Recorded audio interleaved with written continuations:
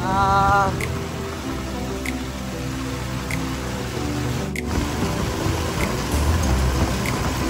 nang pahinga yung ulan.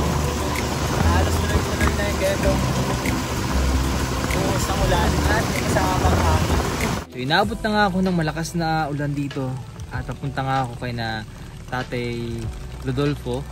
Nasa kalagitnaan na rin ako kaya parang naisip ko kung babalik ako sa bahay. Sayang lang din naman yung pinunta ko. Alas 4 na rin ata ng hapon. So bali tutuloy ko na lang to para sa ganun ay makabisita ko rin si Tatay Rodolfo. At ilang buwan na rin akong di nakapunta doon. At yun nga, isa pa ay meron tayong ibibigay kay Tatay Rodolfo na groceries na dapat nung nakaraang buwan pa hindi ko madala-dala dahil ganito ngayong panahon dito sa Oriental Mindoro. So halos ang napupuntahan ko lamang yung medyo malalapit lamang. Yung Tatay Rodolfo kasi ay medyo may kalayuan yung lugar niya. At tapos papasok pa yung pinakang bahay niya. Ito. So halos mapuno yung etong lahat na to ay kay Tatay Rodolfo to lahat nasa taas. Dapat yan ay October, November ay nabisita ko siya para ibigay yung grocery na para sa kanya. Nagaling sa ating sponsor na Ma'am Cici and Sir KP. Kasi umampias din sa ilalim yung tubig. Ang inaalala ko lamang yung bigas kasi baka mamaya mapasukan na ng tubig. Basaan na rin yung ibang grocery. Pero mga tinapay naman yan na mga biskwit, pas mga dilata, okay lang mabasa. Ang inaalala ko lang talaga yung bigas na to. Ang dami ng tubig. Ito yung setup natin. Hindi pa ako nakapagpagawa ng cover nitong motor. Ayan.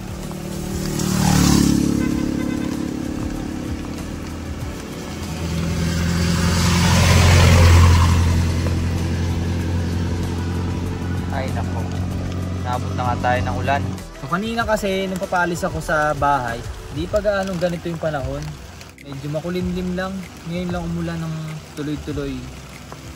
Pero kayang-kaya naman to. Yung naalala ko lamang ay yung kalsada doon baka mamaya mabahura tayo. Inulas lang yung gulong ko. Hindi tayo makakaahon. Tara, bago tayo abutan ng gabi, ilalarga muna tayo. Time check, 4:20 PM. Wala tayong ibang kasama. May sarili ko siya.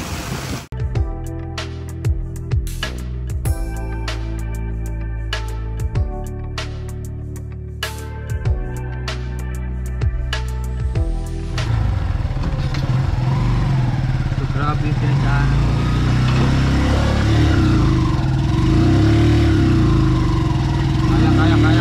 Kaya. Grabe. Hindi ko alam kung tutuloy ko pa yung pupunta doon. Grabe yung daan natin dito kasi grabe yung ulan. Halos lumambot na yung pinakakalsada. Kaya siguro parang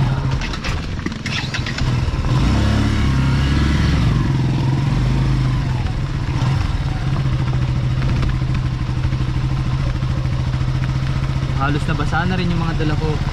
At pasensya na medyo shaky yung camera ko.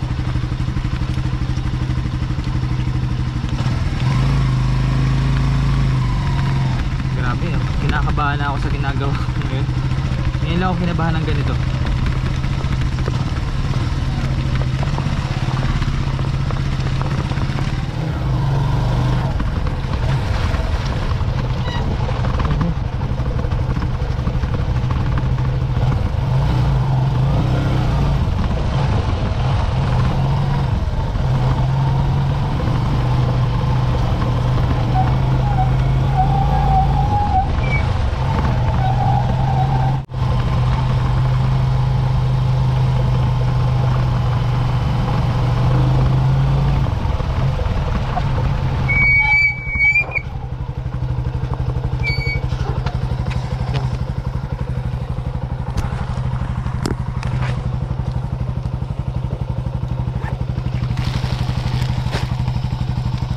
Sumabi to kanina kaya naputol.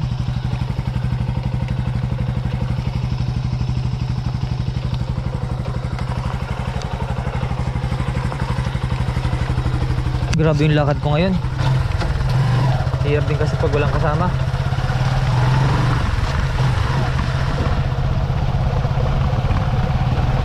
Sobrang lakas ng ulan, no?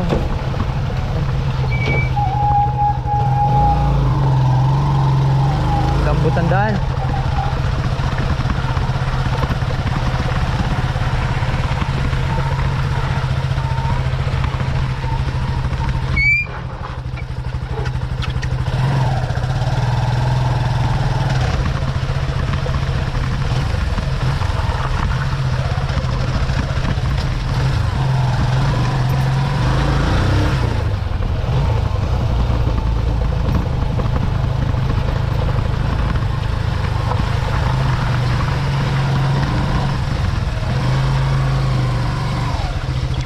Ready na tayo, guys.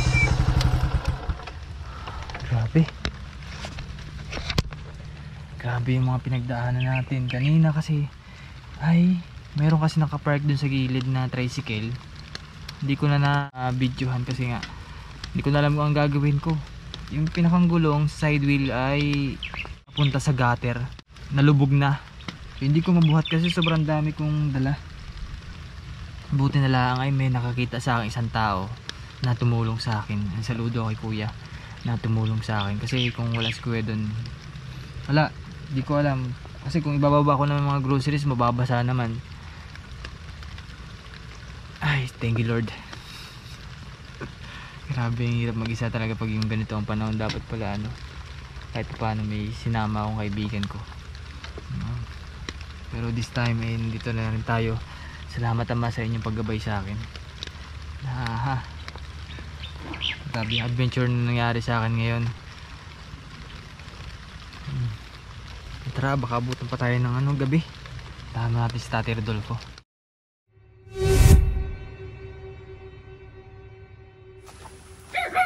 Tay! Naano ako dun eh. May nangagat. Saan? Doon no? Nangagat. Ewan ko kung ano kumagat sa akin.